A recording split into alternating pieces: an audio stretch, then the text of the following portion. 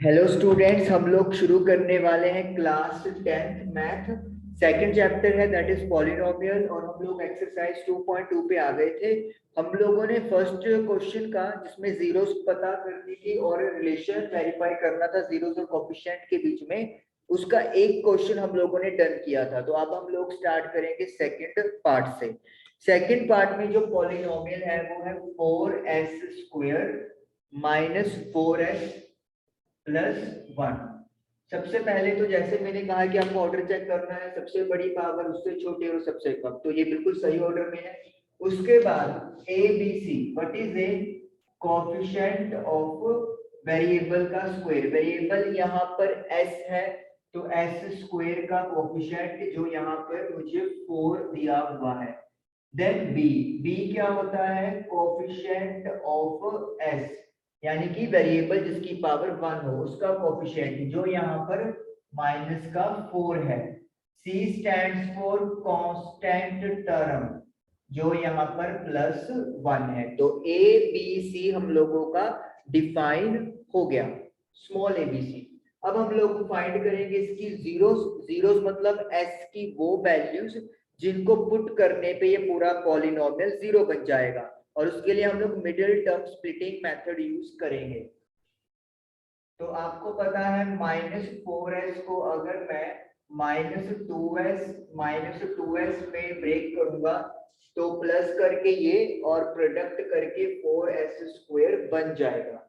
अब कॉमन लेंगे तो 2s माइनस 1, और फिर इन दोनों में से माइनस का 1 common, 2s minus 1।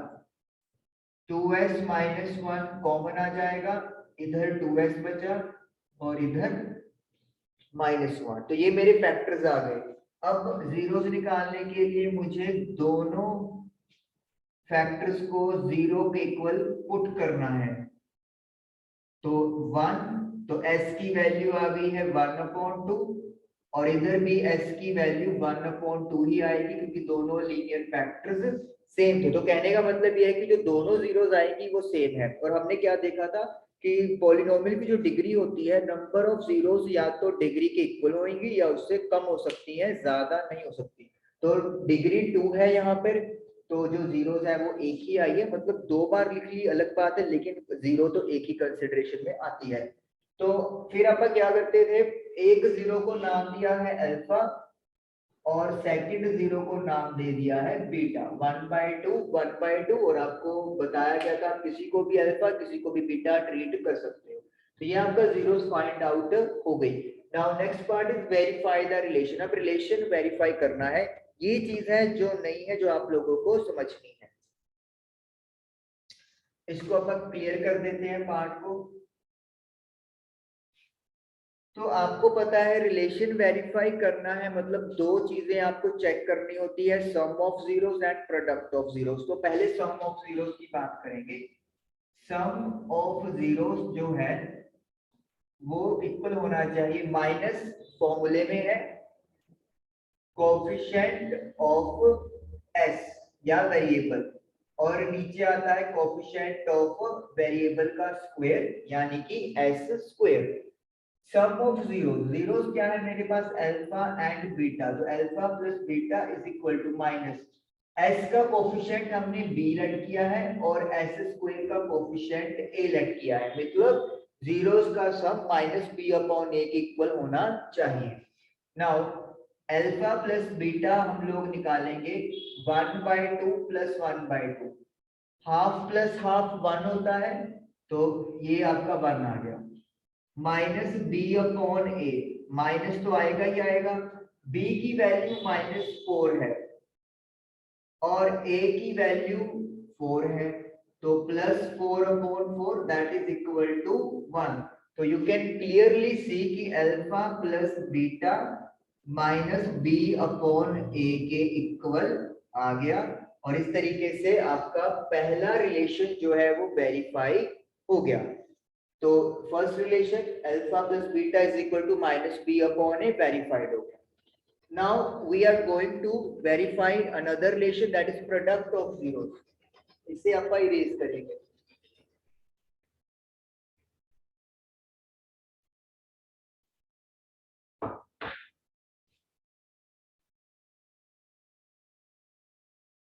Product of जो जीरोस है वो किसके इक्वल होना चाहिए, constant term divided by coefficient of variable का स्क्वायर, जो यहाँ पर s है। तो प्रोडक्ट मतलब alpha into beta, constant term c और s स्क्वायर का कोफिशिएंट दैट इज a। तो मतलब ये रिलेशन इक्वल हमारा आना चाहिए। तो पहले अल्फा इंटू बीटा करेंगे, हाफ की मल्टीप्लाई हाफ से, तो I will get 1/4। Now c upon a, what is c, that is 1 and what is a, 4। तो यू कैन क्लियरली सी कि अल्फा की बीटा से multiply is equal to c upon a। तो इसका मतलब हमारा दूसरा रिलेशन भी वेरीफाई हो गया है। इसका मतलब हमारी जीरोस भी सही है और हमारा ये आंसर भी बिल्कुल सही आया है। तो इस तरीके से फर्स्ट क्वेश्चन का सेकंड पार्ट आप लोगों का क्लियर हुआ। चलिए थर्ड पार्ट करते हैं, इसे आप इरेज करेंगे।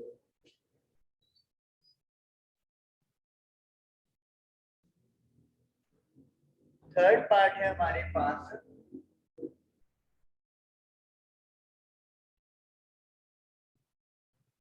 6x² माइनस का 3 माइनस का 7x।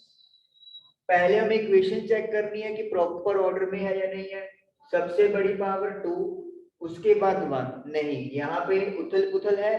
तो इट मीन्स मुझे क्या करना है, 7x वाली टर्म को इधर और कांस्टेंट टर्म को उधर शिफ्ट करना है। साइन चेंज नहीं होंगे क्योंकि हम लोग RHS या LHS की बात नहीं कर रहे, इक्वेशन का एक साइड में ही हम लोग उथल पुथल कर रहे हैं। तो अब ये प्रॉपर फॉर्म में आ गया।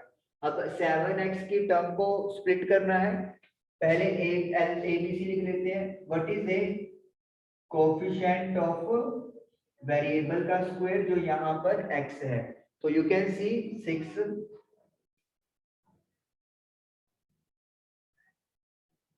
b is coefficient of x, जो यहाँ पर माइनस का 7 है, और c है आपके पास constant term that is minus का 3। तो a b c हम लोगों ने डिफाइन कर दिए यहाँ पे।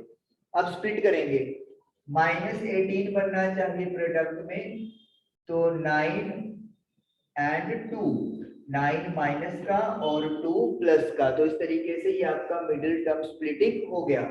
अब कॉमन ले लो, 3x कॉमन आ जाएगा, 2x माइनस 3, यहाँ पे 1 कॉमन ले लो, 2x minus 3, 2x minus 3 common लेके ये आपका बन जाएगा 3x प्लस 1।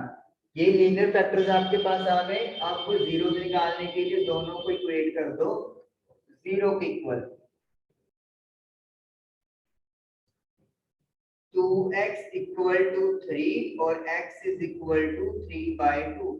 तो एक जीरो जो आपके पास आई है दैट इज 3/2 है, और जो दूसरा आपके पास जीरो आएगा वो आएगा -1/3। तो वी कैन से अल्फा आया है अपना 3/2 एंड बीटा अपने पास आया है -1/3। तो जीरोस भी अपनी अब फाइंड हो गई हैं। अब हमें फाइंड करना है, सॉरी वेरीफाई करना है रिलेशन। चलिए अब वेरीफाई करने स्टार्ट करते हैं। अपन इसको अपन इरेज करेंगे।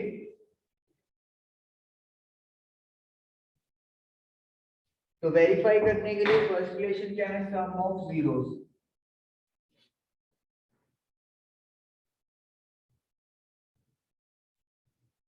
That is equal to minus of coefficient of x divided by coefficient of x square, और alpha plus beta is equal to -b/a। Same चीज है, कोई भी चेंज हम लोग नहीं कर रहे। तो सबसे पहले अल्फा प्लस बीटा निकालेंगे।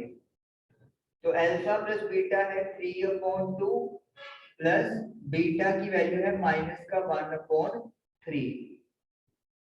प्लस को माइनस से किया माइनस, टेक द एलसीएम, 2 और 3 का एलसीएम 6 हो गया, 9 - 2, तो I am getting 7/6।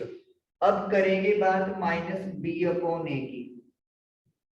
Minus b की वैल्यू है -7, और a की वैल्यू है 6, तो यू आर गेटिंग 7/6। अपन क्लियरली देख रहे हैं कि अल्फा प्लस बीटा जो है वो -b/a के बिल्कुल इक्वल आ गया है, तो यानी कि सम ऑफ जीरोस वाला रिलेशन हमारा वेरीफाई हो गया है। चलिए इसको अपन क्लियर करते हैं और फिर करते हैं दूसरा relation, that is product of zeros.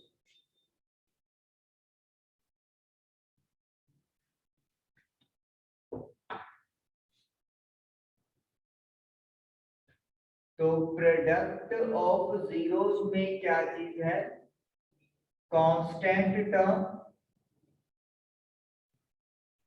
Divided by coefficient of variable that is x का स्क्वायर। प्रोडक्ट यानी कि अल्फा मल्टीप्लाई बाय बीटा यानी कि c/a। पहले तो मल्टीप्लाई कर लेते हैं 3/2 की -1/3 से, तो आई एम गेटिंग माइनस का 1/2। now it should be equal to c/a। what is c? -3।